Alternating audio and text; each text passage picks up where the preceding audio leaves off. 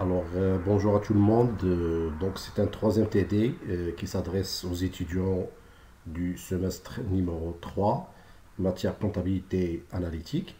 Je rappelle au niveau du premier TD, on a vu comment on parvient à mélanger deux matières premières, Y1, Y2, pour fabriquer un seul produit fini chimique X. Donc, c'était le mélange de deux matières premières pour fabriquer un seul produit fini.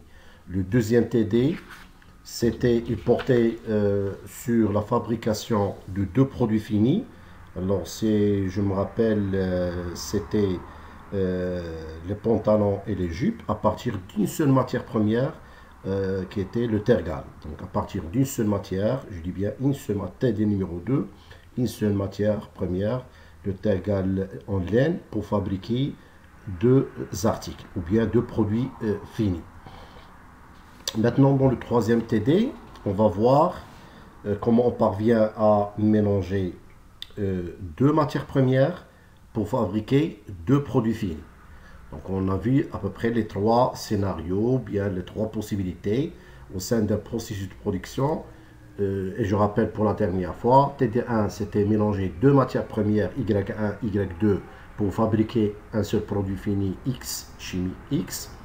Le deuxième TD, donc, il portait sur l'utilisation d'une seule matière, c'était le tissu tergal en laine, pour fabriquer deux articles, c'était les pantalons et les jupes. Maintenant, au niveau de ce TD, on va voir comment on parvient dans un processus de production à mélanger ou bien à utiliser ou bien à consommer deux matières premières. Donc, il s'agit de la toile et du tube en inox pour fabriquer deux types de sacs ou bien de cartables. Si je reprends par exemple l'exercice, donc en résumé, c'est une société qui fabrique des sacs à dos. Deux modèles sont commercialisés. Un modèle ST, c'est-à-dire sans tube, il s'adresse aux filles, fabriqué à partir de la matière première, la toile, et un modèle qui s'appelle AT avec tube pour les garçons, qui en plus de la toile nécessite des tubes en inox. Donc, si je peux résumer, on va utiliser deux matières premières pour fabriquer deux produits finis. Alors, la fabrication se réalise dans un seul atelier qui assure la coupe et la couture de la toile et la mise en forme, bien sûr, des tubes. Pour le mois d'avril, on vous communique les informations suivantes. Paragraphe numéro 1, vous avez toujours les informations sur l'état des stocks. Alors ici, par exemple, la toile, on a 1000 mètres à 78, 78,5 mètres dirhams le mètre. Donc je répète, donc pour la toile, l'état du stock initial, donc on a un stock initial de 1000 mètres avec une valeur de 78,5 dirhams le mètre. Et les sacs, on a deux types ou bien deux modèles. Le ST, on a 1800 unités avec une valeur de 396 300 dirhams. Et pour les modèles AT, on a 2000 unités avec une valeur de 312,5 dirhams l'unité.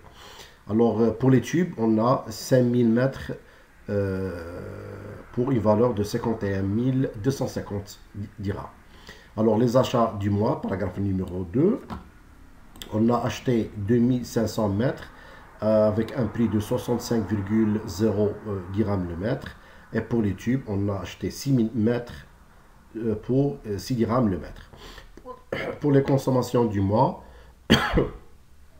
on a consommé de la toile environ 1600 mètres pour le modèle ST et 1750 pour le modèle AT. Et les tubes, on a consommé 6840 mètres. Pour la main-d'œuvre, bien sûr, directe, paragraphe numéro 4, pour l'atelier, on a consommé, bien utilisé 13 100 heures de main-d'œuvre directe avec un prix de 40 dirhams l'heure, dont 6655 heures pour les modèles ST. La production du mois, on a fabriqué pratiquement 4200 unités modèle ST et 3000 unités pour le modèle AT.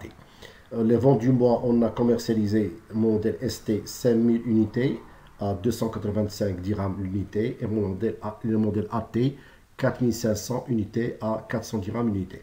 On a un tableau au niveau du paragraphe numéro 7, bien sûr, tableau de répartition des charges indirectes pour le mois d'avril.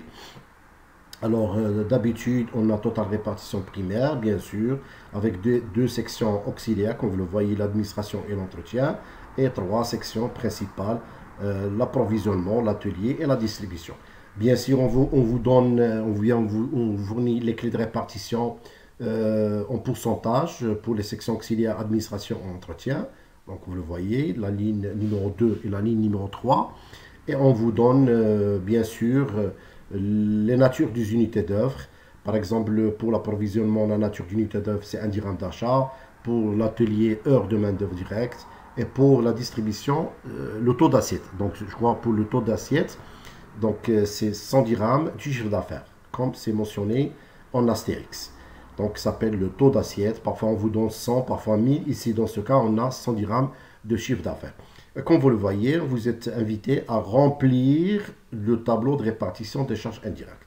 Alors, pour le faire, on va essayer de suivre le cheminement habituel qui consiste à éliminer les sections auxiliaires, bien sûr, vérifier la réciprocité entre les sections auxiliaires. Si là, il y a le problème de réciprocité, on va résoudre le problème par la méthode des équations. Et après, on va calculer, utiliser les clés de répartition pour répartir les valeurs des sections auxiliaires sur les sections principales. Et on va faire la somme pour passer d'un total primaire au total secondaire. Alors, travail demandé, on va effectuer tous les calculs nécessaires jusqu'au résultat analytique d'exploitation, bien sûr, des deux modèles. Alors, donc voilà le tableau de répartition des charges indirectes. On va essayer de le compléter. Alors, on va reprendre le même tableau, bien sûr. On a totale répartition primaire, totale répartition primaire. Donc, voilà les informations ou bien les chiffres communiqués par l'exercice. Alors, du moment qu'il y a le problème de réciprocité, le va-et-vient entre l'administration et l'entretien, je m'explique ici, l'entretien, il donne 10% à l'administration et l'entretien, il donne 20%, et l'administration, il donne 20% à l'entretien. Donc voilà le problème de réciprocité entre les sections auxiliaires. Alors sur la base des clés de répartition, on va essayer tout d'abord à penser à formuler deux équations à deux inconnues. Alors pour le faire par vecteur, vous mettez administration est égal à 75 000 plus 10% de E. Donc voilà la première équation. La deuxième équation, vous mettez E est égal à 132 000 plus 20% de A. Donc voilà la deuxième équation. Maintenant, vous allez remplacer la deuxième équation dans la première, ici. Vous mettez A est égal à 75 000 dirhams plus 10% facteur de 132 000 plus 20% de A. Après, vous calculez la valeur de A. Une fois la valeur de A elle est trouvée, donc vous allez... la valeur de A ici, 90 000. Vous remplacez 90 000 dans la deuxième équation. Vous allez trouver la valeur de E, 152 000. 150 000. Alors, ces deux valeurs en rouge, entre parenthèses, il faut les placer dans le tableau avec un signe moins ou bien entre parenthèses. Et après, vous allez utiliser les clés de répartition, c'est-à-dire la deuxième ligne et la troisième ligne en pourcentage. Donc, vous allez utiliser ces clés de répartition. Par exemple, vous allez répartir 90 000 en utilisant 20%, 10%, 40%, 30% pour remplir la quatrième ligne. Donc, voilà, je vais là-dessus. Quatrième ligne. Alors après, vous allez faire la même chose. Vous allez répartir 150 000 en utilisant cette ligne, ces clés de répartition, colonne par colonne, pour répartir 150 000 sur le reste des sections principales pour avoir la ligne numéro 5. Alors maintenant, on a réparti les deux valeurs entre parenthèses en utilisant les clés de répartition en pourcentage pour remplir pratiquement la troisième ligne et la quatrième ligne. Alors, si vous allez vérifier, si vous allez faire les chiffres de la première, des 4 dernières colonnes, la somme de ces cellules, vous allez trouver 90 000. La même chose, si vous allez faire la somme entre les dernières lignes, vous allez trouver 158 000. Alors, une fois la répartition est faite, maintenant vous allez faire la somme par colonne au niveau de la quatrième colonne, l'approvisionnement, l'atelier et la distribution. Une fois que vous allez faire la somme par colonne, vous allez passer à un total répartition primaire. Donc voilà le passage, total répartition primaire au total répartition secondaire. Alors là, vous allez utiliser les natures d'unités d'œuvre pour calculer le nombre d'unités d'œuvre. Par exemple, si je prends la section approvisionnement, la nature d'unité d'œuvre, c'est 1 dirham d'achat. Donc vous allez voir combien on a acheté, bien sûr, de matières premières. Donc voilà le calcul justificatif. Donc vous allez faire la toile, c'est 2500 fois 65,6 pour avoir 164 000. Et les tubes, vous allez multiplier 6000 mètres par 6. Vous allez trouver 36 000. La somme des deux, donc voilà, en dirhams, combien on a acheté de matières premières. C'est 200 000. La somme des achats de la toile plus les achats de tubes. La somme des deux, c'est 200 000. Le même raisonnement, vous allez le faire ici. Pour l'atelier, la nature d'unité d'œuvre, c'est heures de main-d'œuvre directe. Voir paragraphe numéro 4. Donc, vous allez trouver dans le paragraphe de votre énoncé 13 100 heures. Pour la distribution, la nature d'unité d'œuvre, c'est 100 dirhams du chiffre d'affaires. C'est le taux d'assiette. Vous allez utiliser les informations du paragraphe numéro 6. Donc, vous allez multiplier 5000 sacs fois 285. Vous allez trouver 1 425 000. Et pour le modèle AT, vous allez multiplier 4500 sacs par 400 dirhams chaque sac. La pondération vous donne 1 800 000. Après, vous allez faire la somme et diviser par 100. Vous allez trouver 32 250. Donc voilà comment on parvient à remplir le tableau de répartition des charges indirectes. Alors je récapitule. Il faut reprendre le même tableau, bien sûr, avec le total répartition primaire, la première ligne, avec les clés de répartition, la deuxième et la troisième ligne. Vous allez résoudre le problème de réciprocité en formulant deux équations à deux inconnus ici en bas. Alors, il faut trouver la valeur de A et de E. Vous allez le remplacer dans le tableau avec un signe négatif. Et vous allez utiliser les clés de répartition pour répartir ces deux valeurs sur la quatrième ligne et la cinquième ligne. Alors, une fois ce travail réalisé, vous allez faire la somme par colonne. Automatiquement, vous allez trouver des valeurs nulles pour les sections auxiliaires. C'est-à-dire pour montrer au lecteur que vous êtes en train d'éliminer les sections auxiliaires qui ne sont pas liées à l'activité principale de l'entreprise. Donc, on a des zéros, des valeurs nulles pour l'administration d'entretien. Par contre, au niveau des sections principales, vous allez trouver les trois cellules. Donc, c'est le passage total primaire au total secondaire. Maintenant, vous allez calculer le nombre d'unités d'œuvre en fonction des natures d'unités d'œuvre, comme j'expliquais tout à l'heure, pour avoir l'avant-dernière ligne. Après, vous allez diviser total répartition numéro 2, c'est-à-dire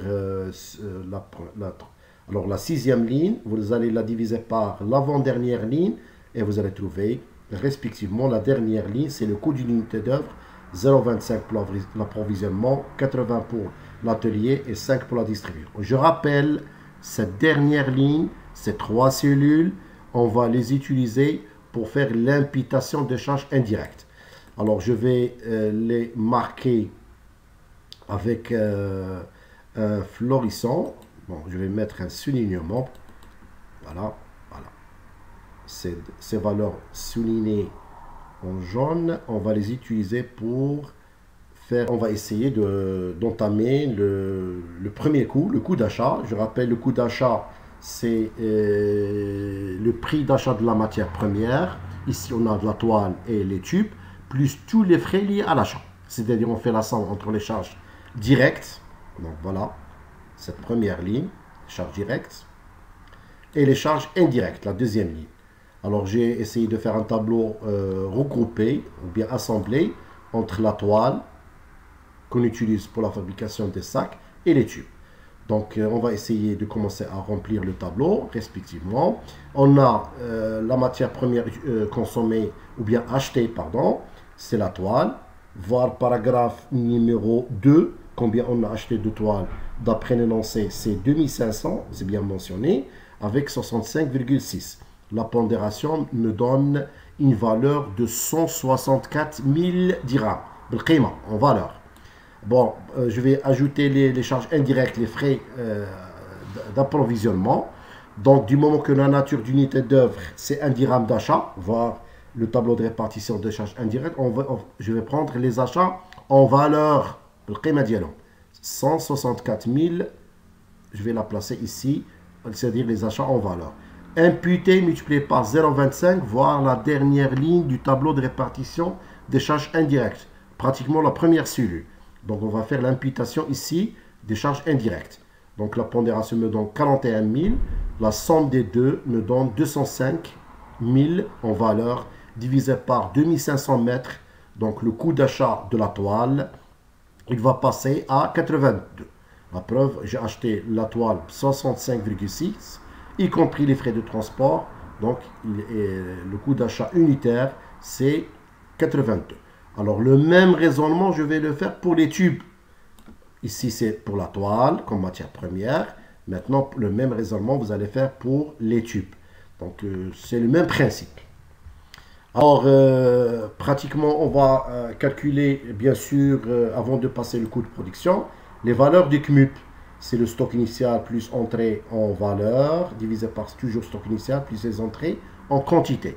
Par exemple, le cumul de la toile 81, du tube 8,75.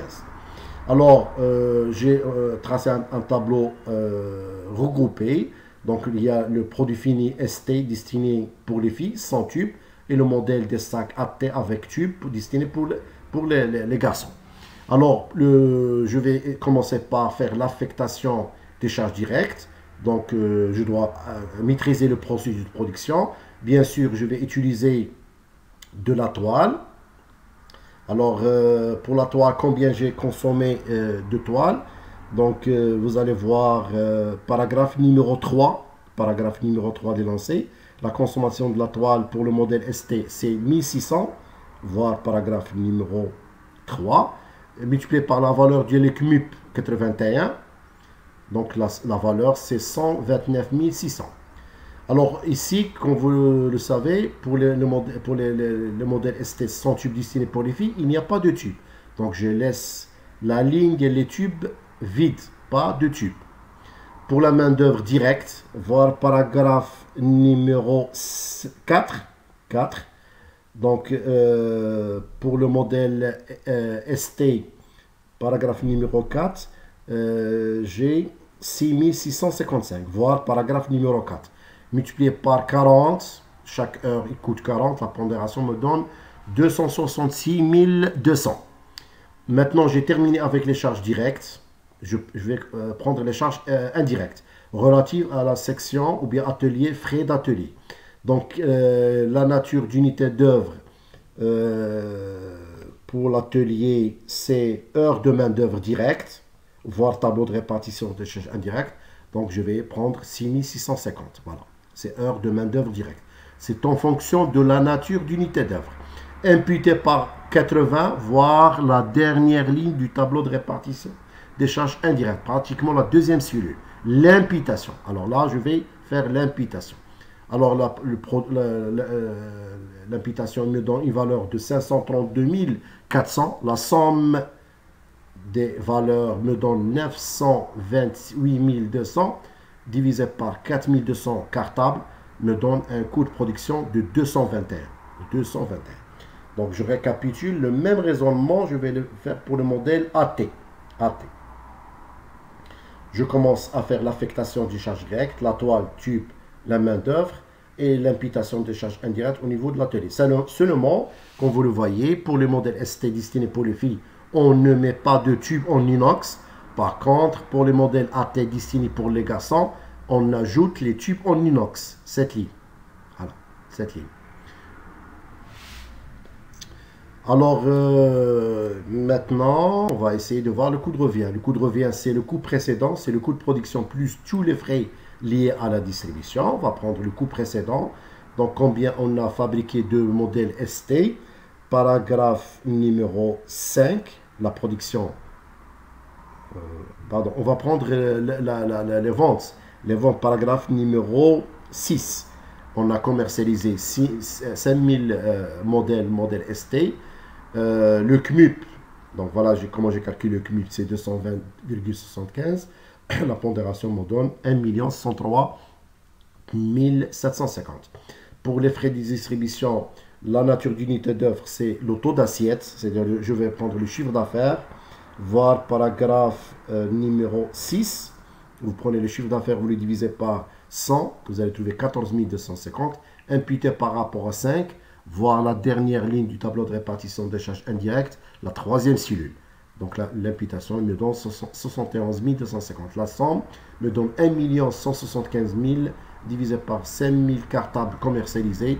Le coût de revient, c'est 235 dirhams pour chaque cartable au niveau du coût de revient unitaire. Alors, le même raisonnement, vous allez le faire pour le modèle AT. Et maintenant, on va essayer de remplir le dernier tableau qui porte sur le résultat analytique d'exploitation.